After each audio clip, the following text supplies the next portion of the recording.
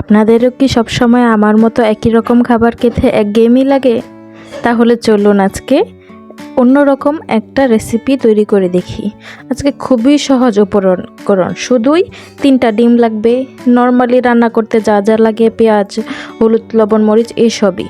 প্রথমে 3টা ডিম নিয়েছি, আপনারা আপনাদের পরিমাণ মতো নেবেন যতটা করতে চান।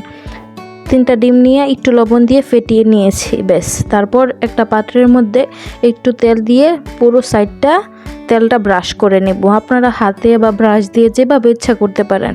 তারপর এটার মধ্যে ডিমটা ঢেলে নেব। অন্যদিকে একটা পাত্রে পানি ফুটাতে দিয়ে দিব। তারপর এটার মধ্যে ওই পাত্রটা ডিম দিয়ে ঢেকে দিব যেন এটা সিদ্ধ হয়ে যায়। অবশ্যই খেয়াল করবেন পাত্রটা যেন ওভেন প্রুফ হয়, তা না হলে ফেটে যাওয়ার চান্স থাকবে। তারপর 10 মিনিট পরে নামিয়ে ঠান্ডা করে নেবেন। তারপর নিজের পছন্দ অনুযায়ী স্লাইস করে নেবেন। আমি 4 কোণা করে কেটে নিয়েছি, আপনি আপনার পছন্দ মতো স্লাইস করে নিতে পারেন, বড় ছোট। এটা আমার মতো একটা স্ট্যান্ডার্ড সাইজ। যাই হোক, পরবর্তীতে সবগুলো স্লাইসকে হলুদ, লবণ, মরিচ দিয়ে মাখিয়ে নেব, যেভাবে মাছ ভাজার আগে ভাজার জন্য ম্যারিনেট করি। তারপর একটা পাত্রে তেল দিয়ে একটু হলুদ দিয়ে তেলটাকে মিশিয়ে নেব। তারপর ওই তেল গরম হয়ে যাওয়ার পর একটা একটা করে ডিমের স্লাইস সবগুলো দিয়ে দিব। তারপর উল্টে পাল্টে লাল করে ভেজে নেব।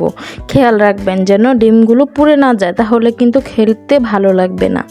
তারপর একটা একটা করে লাল করে ভেজে নেওয়ার পর একটা আলাদা পাত্রে তুলে নেব। কিন্তু এটাও খেয়াল রাখবেন ডিমগুলো যেন খুব বেশি ভাজা না হয়, তাহলে ডিমটা শক্ত হয়ে যাবে, যেটা খেতে মোটেও ভালো লাগবে না। তারপর হাফ কাপ পেঁয়াজ কুচি দিয়ে দিব। আপনারা আপনাদের পরিমাণ মতো দিয়ে দিবেন, যতটা ডিম থাকে ঠিক ততটা। তারপর অল্প একটু তেল দিয়ে লবণ দিয়ে দিব। পেঁয়াজটা হালকা একটু নরম নরম করে ভেজে নেব, বেরেস্তা করব না বা বেশি পরিমাণে ভাজবো না। এটার সাথে 1 চামচ পরিমাণ আদা বাটা আর রসুন বাটা দিয়ে এটাকেও একটু ভেজে নেব যেন কাঁচা গন্ধটা সরে যায়।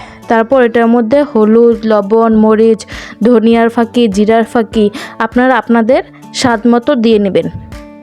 তারপর এটা কষানোর জন্য সামান্য আরেকটু পানি দিয়ে কষিয়ে নেব।